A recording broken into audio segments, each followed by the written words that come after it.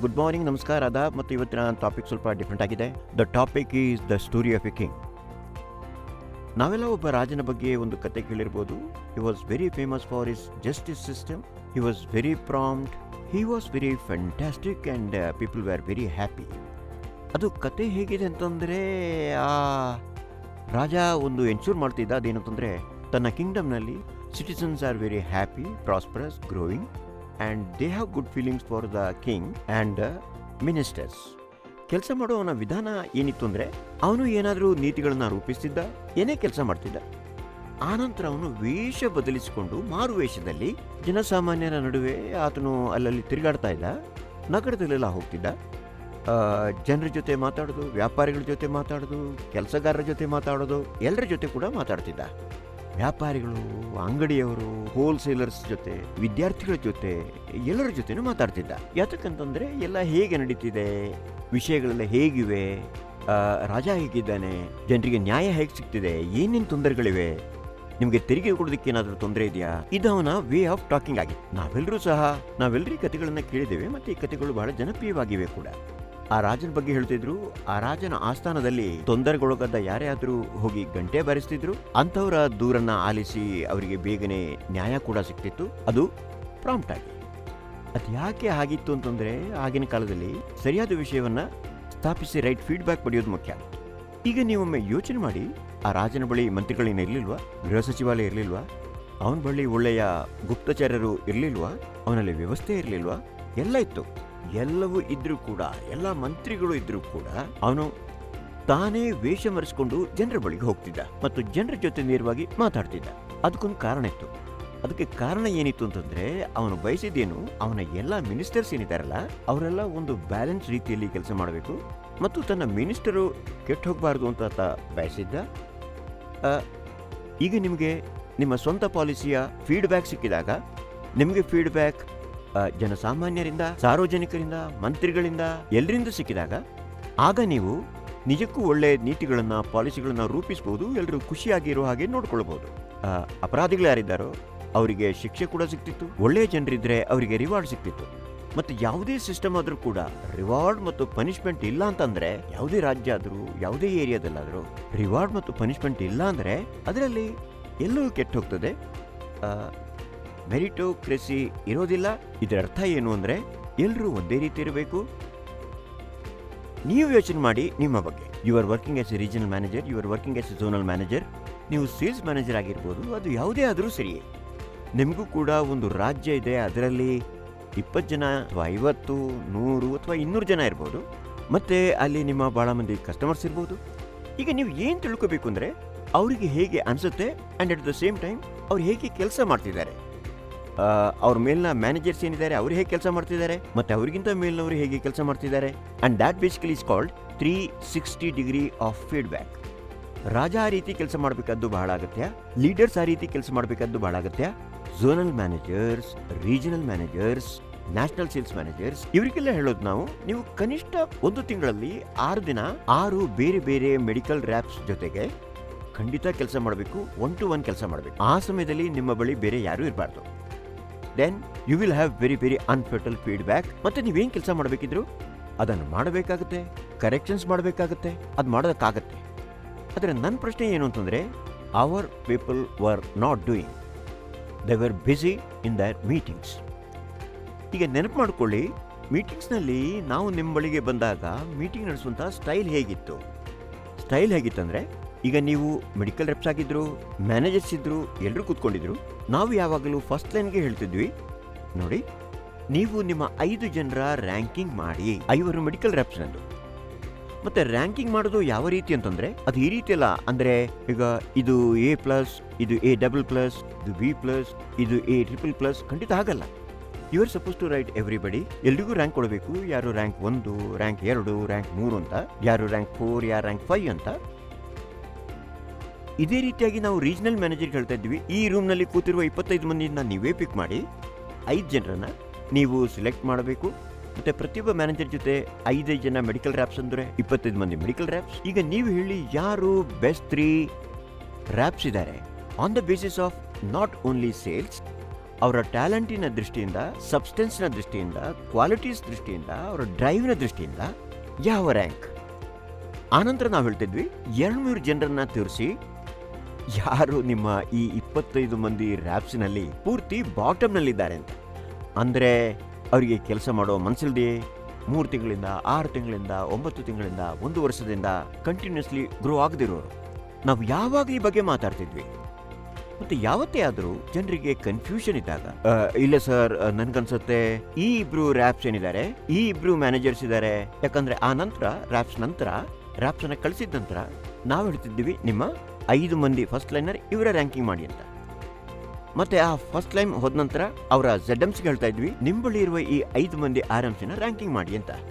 ZMCನ ranking ನಾವು ಮಾಡ್ತಿದ್ವಿ ಬೇರೆ ಬೇರೆಯಾಗಿ ಪ್ರೈವೇಟ್ಲಿ. ನಾವು ಜೂನಿಯರ್ಸ್ ಮುಂದೆ ಯಾವತ್ತೂ ಕೂಡ ರ್ಯಾಂಕಿಂಗ್ ಮಾಡ್ತಿರ್ಲಿಲ್ಲ. That was the basic philosophy.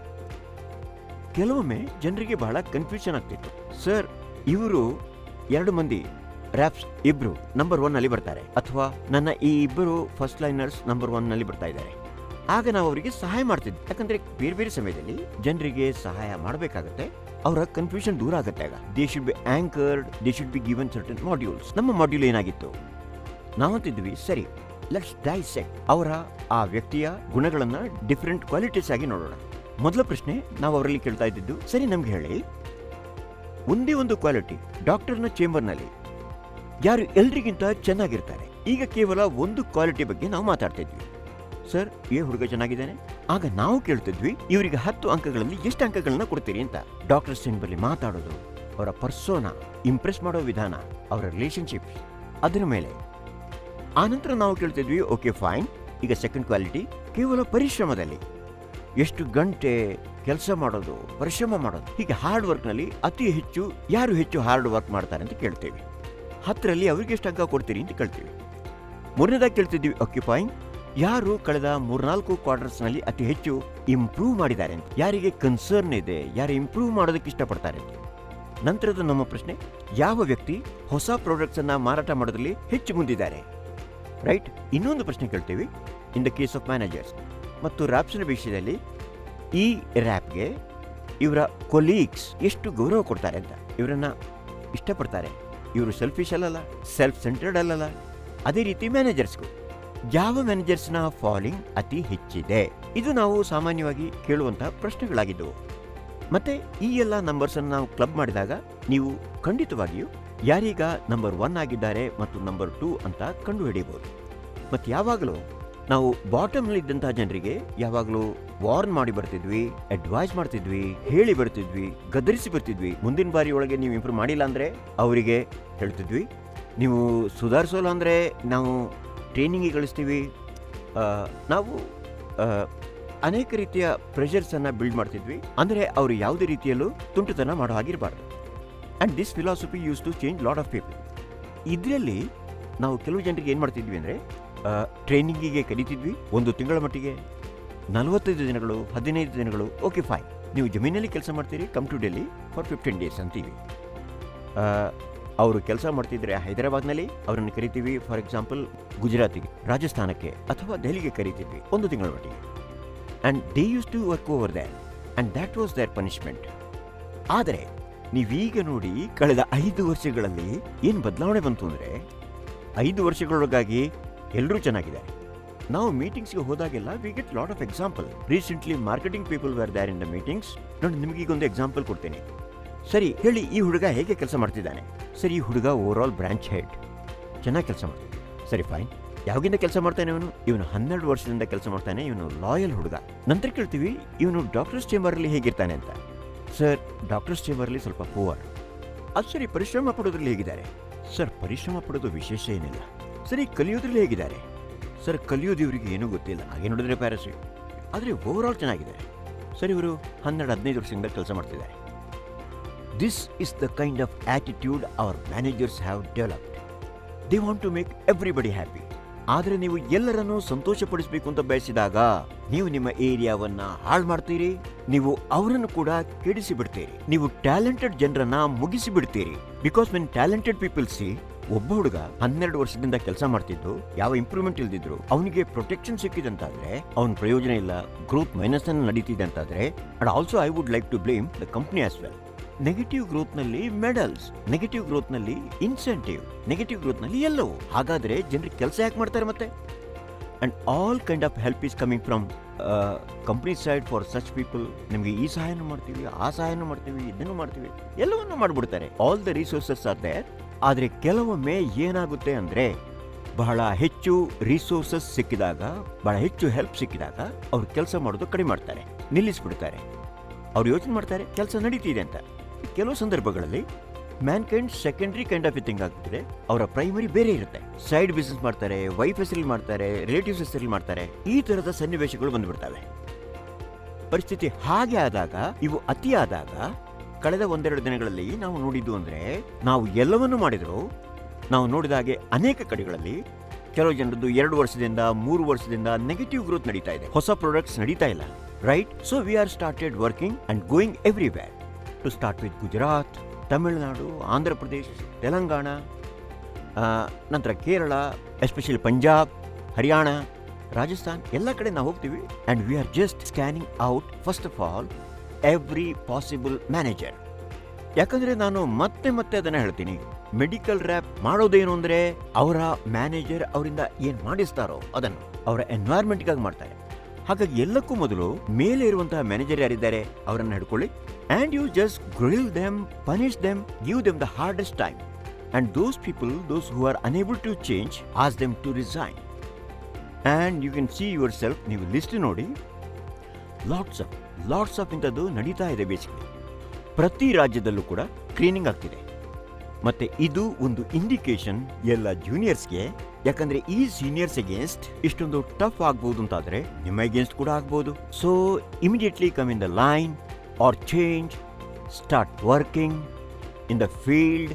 ಮತ್ತೆ ನಿಮಗೆ ಕೆಲಸ ಮಾಡೋದಕ್ಕೆ ಆಗೋದಿಲ್ಲ ಅಂತ ಅನ್ಸಿದ್ರೆ, ಈ ಚೇಂಜಿನಲ್ಲಿ ಅಂದ್ರೆ ಈ ಅಸ್ಲಿ ಮ್ಯಾನ್ ಕೈಂಡ್ನಲ್ಲಿ ಕಳೆದ 5 ವರ್ಷಗಳಿಂದ ಕೆಟ್ಟೋಗಿತ್ತಲ್ಲ, ಈ ಅಸ್ಲಿ ಮ್ಯಾನ್ ಕೈಂಡ್ನಲ್ಲಿ ಅಸ್ಲಿ ಮ್ಯಾನ್ ಕೈಂಡ್ನ ಅನುಸಾರ ಕೆಲಸ ಮಾಡೋದಕ್ಕೆ ಆಗೋದಿಲ್ಲ ಅಂತಂದ್ರೆ ಯು ಚೇಂಜ್ ದ ಕಂಪನಿ. ಎಲ್ರಿಗೂ ಅದು ನನ್ನ ಸಲಹೆ. ನಿಮಗೆ ಯಾವುದಾದ್ರೂ ಕಂಪ್ನಿ ಸಿಕ್ತಿದ್ರೆ ಅಲ್ಲಿ ನೆಗೆಟಿವ್ ಗ್ರೋತ್ ಇದ್ರು ಅಥವಾ ಗ್ರೋತ್ ಇಲ್ಲದಿದ್ರು ಕೂಡ ನಿಮ್ಮ ಇನ್ಸೆಂಟಿವ್ ಬಗ್ಗೆ ಚಿಂತೆ ಮಾಡ್ತಿದ್ರೆ, ನಿಮ್ಮ ಮೆಡಲ್ಸ್ ಬಗ್ಗೆ ಚಿಂತೆ ಮಾಡ್ತಿದ್ರೆ, for the first time you have decided ನಿಮಗೆ ನೆಗೆಟಿವ್ ಗ್ರೋತ್ ಇದೆ ಅಂತಾದ್ರೆ ಮೆಡಲ್ ಸಿಗೋದಿಲ್ಲ. Only in case of exceptions, when your attitude and some very strong reasons, ಅಂತ ಸಂದರ್ಭದಲ್ಲಿ ಕೊಡ್ಬೋದು. ನಂಬರ್ 1. ನಂಬರ್ 2 ಏನು ಅಂದ್ರೆ, we will be very very pro and soft. ನಾವು ಬಹಳ ಸಾಫ್ಟ್ ಆಗಿರ್ತೀವಿ, ಸಪೋರ್ಟಿವ್ ಆಗಿರ್ತೀವಿ ಹೊಸಬರಿಗೆ. ಈಗ 1-2 ವರ್ಷ ಹಿಂದೆ ಜಾಯ್ನ್ ಆದವರಿಗೆ, ಈಗ 1 ವರ್ಷ ಹಿಂದೆಷ್ಟೇ ಜಾಯ್ನ್ ಆದವರಿಗೆ, ಅಂಥವ್ರ ವಿರುದ್ಧ ಖಂಡಿತ ನಾವು ಏನೇನು ಹಾರ್ಶ್ ಆಗಿರೋದಿಲ್ಲ. ನಾವು ಹಾರ್ಶ್ ಆಗಿರೋದು ಯಾರ ಜೊತೆ ಅಂದ್ರೆ, 10 ವರ್ಷಗಳಿಂದ ಕೆಲಸ ಮಾಡ್ತಿದ್ದು, 15 ವರ್ಷಗಳಿಂದ ಕೆಲಸ ಮಾಡ್ತಿದ್ದವರಿಗೆ ಸ್ಪಷ್ಟವಾಗಿ ಗೊತ್ತು ಮ್ಯಾನ್ಕೈಂಡ್ ಅಂದ್ರೆ ಏನು, ಮ್ಯಾನ್ಕೈಂಡ್ನ ಫಿಲಾಸಫಿ ಏನು. 3 P's: ಪೀಪಲ್, ಪ್ರೊಸೆಸಸ್, ಪ್ರಾಡಕ್ಟ್ಸ್. ಇವುಗಳ ಆಧಾರದಲ್ಲಿ ನಾವು ಯಾವಾಗಲೂ ಯೋಚಿಸಿದ್ದು ರಿಸಲ್ಟ್ಸ್ ಬರ್ತವೆ ಅಂತ. ಈ 3 Pಗಳು ಇಂಪಾರ್ಟೆಂಟ್. ಮತ್ತೆ ನೀವು 3 P's ಬಗ್ಗೆ ಹೇಳುವಾಗ ಈ 3 Pಗಳನ್ನು ಅನುಸರಿಸಿದ್ರೆ ದೆನ್ ರಿಸಲ್ಟ್ ವಿಲ್ ಕಮ್. ಈಗ ನಾವೇನು ಹೇಳೋದಂದ್ರೆ 3 P's ಆ್ಯಂಡ್ ಜೊತೆಯಲ್ಲಿ G ಅನ್ನು ಸೇರಿಸಿ. G ಅಂದರೆ growth, people, process, product and growth. ಮತ್ತೆ ಪ್ರತಿಯೊಂದಕ್ಕೂ 25%, 25%, 25%, 25% ಇಂಪಾರ್ಟೆನ್ಸ್. ಈಗ ನೀವು ಹೀಗಂದ್ರೆ, ನಾನು 3 ವರ್ಷದಿಂದ ಕೆಲಸ ಮಾಡ್ತಾ ಇದ್ದೀನಿ, 2 ವರ್ಷದಿಂದ ಕೆಲಸ ಮಾಡ್ತಿದ್ದೀನಿ, ನಾನು ಹೋಗ್ತೀನಿ, ಕೆಲಸ ಮಾಡ್ತೀನಿ, ಜನರನ್ನು ಭೇಟಿ ಆಗ್ತೀನಿ, 25 ಬಾರಿ, 50 ಬಾರಿ, 60 ಬಾರಿ ಭೇಟಿ ಆಗ್ತೀನಿ, ನನ್ಗೆ ಯಾಕೆ ಪ್ರಯೋಜನ ಆಗಲಿಲ್ಲ, ನನಗೆ ಯಾಕೆ ಕೊಡಲಿಲ್ಲ? Why growth cannot come? ಈಗ ನೀವು ಯಾವುದೇ ಗ್ರೋತನ್ನು ಕೊಡ್ತಿಲ್ಲ ಅಂದರೆ, right, then please try to understand you deserve nothing from us. So we are going to become very very stringent. ಇನ್ನೊಂದು ವಿಷಯ ಇದೆ ಮ್ಯಾನ್ಕೈಂಡ್ನಲ್ಲಿ, we are always been pro people. ಇದರ ಅರ್ಥ ಏನು? ಪ್ರೋ ಪೀಪಲ್ ಅಂದ್ರೆ ಏನರ್ಥ? ನಾವು ಎಷ್ಟೊಂದು ಬಯಸ್ತೇವೆ ನಿಮ್ಮ ಸಬ್ಸ್ಟೆನ್ಸ್ ಅನ್ನ ಇಂಪ್ರೂವ್ ಮಾಡೋ ಬಗ್ಗೆ. ಈಗ ನಾನು ನಿಮಗೆ ಒಂದು ಉದಾಹರಣೆಯನ್ನ ಕೊಡಬಹುದು. ಜನರು ತೋರಿಕೆ ಜಗತ್ತಿನಲ್ಲಿದ್ರೆ ಕೇವಲ ತೋರಿಕೆ ಮಾಡ್ತಿದ್ರೆ, ತಮ್ಮ ಕೋರ್ ಕೆಲಸ ಮಾಡ್ತಿಲ್ಲ ಅಂದ್ರೆ, ತಮ್ಮ ಸಬ್ಸ್ಟೆನ್ಸ್ ಮೇಲೆ ಕೆಲಸ ಮಾಡ್ತಿಲ್ಲ ಅಂದ್ರೆ, then people would always have troubles. ನೀವು ಯಾವಾಗ ಬೇಕಾದ್ರೂ ನೋಡಿ, ಉದಾಹರಣೆಗೆ ನೀವೊಂದು ಜಿಮ್ಗೆ ಹೋದ್ರೆ ಅಲ್ಲಿ ನೋಡ್ತೀರಿ ನೀವು, ಜನರು ತಮ್ಮ ಚೆಸ್ಟಿನ ಬಗ್ಗೆ ಕಾಳಜಿ ವಹಿಸ್ತಾರೆ, ತಮ್ಮ ಆರ್ಮ್ಸ್ ಬಗ್ಗೆ ಕೆಲಸ ಮಾಡ್ತಾರೆ, ತಮ್ಮ ಪ್ಯಾಕ್ ಮೇಲೆ ಕೆಲಸ ಮಾಡ್ತಾರೆ. ಜಿಮ್ಗೆ ಹೋಗ್ತಾರಲ್ಲ, ಅವರ ಲೋವರ್ ಪಾರ್ಟ್ ದುರ್ಬಲವಾಗಿರುತ್ತೆ. ಅದನ್ನು ಗಮನಿಸಬೇಕು. ನಿಮ್ಮ ಲೋವರ್ ಪಾರ್ಟ್ ದುರ್ಬಲವಾಗಿದ್ರೆ ನಿಮ್ಮ ಸ್ಪೈನಲ್ಲಿ ಪ್ರಾಬ್ಲಮ್ ಬರ್ಬೋದು, ನಿಮ್ಮ ಬಾಡಿಯಲ್ಲಿ ಪ್ರಾಬ್ಲಮ್ ಬರ್ಬೋದು, ನಿಮ್ಮ ಬಾಡಿ ಚೆನ್ನಾಗಿರೋದಿಲ್ಲ ಅಂಥವ್ರು ಇರ್ತಾರೆ. ಬರೀ ತೋರಿಕೆ ಇರುತ್ತೆ, ಸರ್ ಪ್ರೊಡಕ್ಟಿವಿಟಿ ಚೆನ್ನಾಗಿದೆ, 8 ಲಕ್ಷ ರೂಪಾಯಿ ಇರ್ಬೋದು, ಆದರೆ ಡಂಪಿಂಗ್ ಆಗ್ತಿದೆ ಅಂತಂದರೆ ಅದು ಹೇಗೆ ಅಂತಂದರೆ ಸ್ಟೆರಾಯ್ಡ್ ಕೊಟ್ಟು ಬಾಡಿಯನ್ನು ಬಿಲ್ಡ್ ಮಾಡಿದಾಗುತ್ತೆ. ಸದ್ಯದ ಮಟ್ಟಿಗೆ ತಾತ್ಕಾಲಿಕವಾಗಿ ಏನಾದರೂ ಮಾಡಬೇಕು ಅಂತ ಹೊರಟ್ರೆ ಲೇಟರ್ ಆನ್ ಎಲ್ಲ ಸಮಸ್ಯೆಗಳು ಪ್ರಾರಂಭ ಆಗ್ತವೆ ಮುಂದಿನ ದಿನಗಳಲ್ಲಿ. ಆಗೇನು ಮಾಡೋದು? ಸೊ ನಾವು ನಿರ್ಧರಿಸಿದ್ವಿ, ನಾವೆಂಥ ಕಂಪನಿ ಅಂತಂದರೆ ಬಹಳಷ್ಟು ಇಂಪಾರ್ಟೆನ್ಸು ಪ್ರಾಮುಖ್ಯತೆಯನ್ನು ಕೊಟ್ಟಿದ್ದೀವಿ ಆನ್ ಪೀಪಲ್ಸ್ ಡೆವಲಪ್ಮೆಂಟ್. ಆದರೆ ಈಗೀಗ ನಾವು ನೋಡ್ತಿರೋದು ಬಹಳಷ್ಟು ಜನರು ಕಲಿಯೋದೇ ಇಲ್ಲ. ಇವತ್ತು ಕೂಡ ಅವರ ಕನ್ವರ್ಸೇಷನ್ ಬಹಳ ಪೂರ್ ಆಗಿದೆ. They are not improving. ಅವರು ಬ್ಲೇಮ್ ಮಾಡೋದು, ಸರ್ ನಮಗೆ ಕಲಿಸಲೇ ಇಲ್ಲ. ಸರ್, ನಿಮ್ಮ ಅಕ್ಕಪಕ್ಕದ ಜನರು, ನಿಮ್ಮ ಅಕ್ಕಪಕ್ಕದ ರ್ಯಾಪ್ಸ್, ನಿಮ್ಮ ಮ್ಯಾನೇಜರ್ಸ್ ಮತ್ತು ನಿಮ್ಮ ಸ್ವಂತದ ಸರ್ಕಮ್ಸ್ಟಾನ್ಸಸ್, ಅದರಿಂದಲೇ ನೀವು ಕಲಿಬಹುದು. ನಮ್ಮ ಇಷ್ಟೊಂದು ಟ್ರೈನಿಂಗ್ ಮಾಡ್ಯೂಲ್ಸ್ಗಳಿವೆ. Okay fine. ಈಗ ನಾವು ಇದಕ್ಕಾಗಿ ಏನು ಮಾಡ್ತಾ ಇದ್ದೀವಿ ಅಂತಂದರೆ, ಎವ್ರಿ ಸೆಕೆಂಡ್ ಮಂತ್, ಅಂದರೆ ಒಂದು ವರ್ಷದಲ್ಲಿ 6 ಬಾರಿ, ಎವ್ರಿ ಸೆಕೆಂಡ್ ಮಂತ್ 2 ದಿನಗಳ ಮಟ್ಟಿಗೆ we are calling 35 most talented raps. ಹೊಸಬರಾದರೂ ಸರಿ, ಹಳಬರಾದರೂ ಸರಿ, ಟ್ಯಾಲೆಂಟೆಡ್ ಇರಬೇಕು. Not on the basis of their productivity, but on the basis of their attitude and drive. ಕೆಲಸ ಮಾಡುವ ಇಚ್ಛೆ, ಪರಿಶ್ರಮ ಪಡುವ ಇಚ್ಛೆ, ಮುಂದುವರಿಯುವ ಸಾಮರ್ಥ್ಯ. ಆ ಹಿನ್ನೆಲೆಯಲ್ಲಿ ನಾವು ಜನರನ್ನ ಸೆಲೆಕ್ಟ್ ಮಾಡ್ತೀವಿ ಮತ್ತು 2 ದಿನಕ್ಕೆ ಹೆಡ್ ಆಫೀಸಿಗೆ ಕರಿತೀವಿ. ಯಾಕೆ ಕರಿತೀವಿ ಹೆಡ್ ಆಫೀಸ್ಗೆ? ಅವ್ರ ಜೊತೆಗೆ ನಾನು ಕೂತ್ಕೋತೀನಿ, ಅವ್ರ ಮುಂದೆನೆ ಒಂದು ಟ್ರೈನಿಂಗ್ ಟೀಮ್ ಇರುತ್ತೆ, ಮ್ಯಾನೇಜ್ಮೆಂಟ್ ಇರುತ್ತೆ, ಟಾಪ್ ಮ್ಯಾನೇಜ್ಮೆಂಟ್ ಇರುತ್ತೆ. ನಾವು ನೋಡ್ತೀವಿ ಅವರು ಎಷ್ಟು ಟ್ಯಾಲೆಂಟೆಡ್ ಅಂತ. ಅವರಲ್ಲಿ 25%, 30%, 10% ಆನ್ ದ ಬೇಸಿಸ್ ಆಫ್ ಅವ್ರು ಎಷ್ಟು ಚೆನ್ನಾಗಿದ್ದಾರೆ ಅಂತ. ಈಗ 35 ಅನ್ನು ನೀವು 6ನಿಂದ ಡಿವೈಡ್ ಮಾಡಿದ್ರಿ ಅಂತಾದರೆ ಎಷ್ಟಾಗ್ತಾರೆ? ಸುಮಾರು 200-225 ಮೆಡಿಕಲ್ ರ್ಯಾಪ್ಸ್. ಅದೇ ರೀತಿ 35 ಫಸ್ಟ್ ಲೈನ್ 4 ತಿಂಗಳಿಗೆ 1 ಬಾರಿ. ಈ ರೀತಿಯಾಗಿ 15, 20 second line and third line 4 ತಿಂಗಳಲ್ಲಿ 1 ಬಾರಿ. We will be calling them just to scan ourself. ಅವರಲ್ಲಿ ಏನಿದೆ ಅಂತ ನೋಡೋಕ್ಕೆ, ಏನು ಕೊರತೆ ಇದೆ ಅಂತ ನೋಡೋದಕ್ಕೆ. And then we will start working on them. ಅವರನ್ನು ಸ್ಪಾನ್ಸರ್ ಮಾಡ್ಬೋದು ಅಥವಾ ಯಾವುದೋ ಮ್ಯಾನೇಜ್ಮೆಂಟ್ ಕಾಲೇಜಿಗೆ ಕಳಿಸ್ಬೋದು. We spend money on them to develop them further. ಯಾಕಂದರೆ we want to build up our own leadership. ಕಂಪನಿಯ ಒಳಗಿಂದಲೇ ಅವರನ್ನು ತಯಾರು ಮಾಡಬೇಕು. So that tomorrow these people can really reach to some good stature. ಮತ್ತೆ ಅಸಮರ್ಥರೇನಿದ್ದಾರೆ, we just want to scan them. ಮುಂದಿನ 2-3 ತಿಂಗಳಲ್ಲಿ ನಿಮಗೆ ಈ ವಿಡಿಯೋಸ್ ಬರೋದಲ್ಲ, ನಾನು ನಿಮಗೆ ಮೆಸೇಜ್ ಕಳಿಸೋದು ಅಲ್ಲ, ಆ್ಯಕ್ಷನ್ಸ್ ಇರ್ತವೆ. Mankind believes in action. ಮತ್ತು ಯಾರೇ ಆದರೂ ಫ್ಯಾಂಟಾಸ್ಟಿಕ್ ಆಗಿ ಕೆಲಸ ಮಾಡ್ತಿದ್ರೆ they will rise to different level. And those who are guilty, problem ಮಾಡ್ತಿದ್ರೆ, ಕಲಿಯೋದಕ್ಕೆ ಬಯಸೋದಿಲ್ಲ ಅಂದರೆ either they change the company or change themselves. That is the one thing that I can tell you. This is the actual Mankind.